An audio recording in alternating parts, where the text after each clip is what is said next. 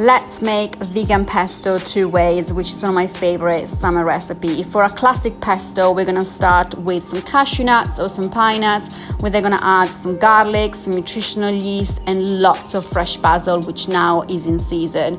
We're then gonna add some lemon juice, extra virgin olive oil, and some salt. And we're gonna blitz or blend until you have a creamy and smooth consistency. This pesto is perfect on pasta, of course, but I actually really like it on toast with some fresh tomatoes. It's such a delicious, quick and easy lunch or a snack as well. The second pesto recipe we're gonna make is a sun-dried tomato pesto. It's the same recipe, but we're gonna add some sun-dried tomatoes, and then we're gonna blitz everything again until it's creamy and smooth. And for this pesto, I really love it with some orecchiette and some extra fresh basil on top.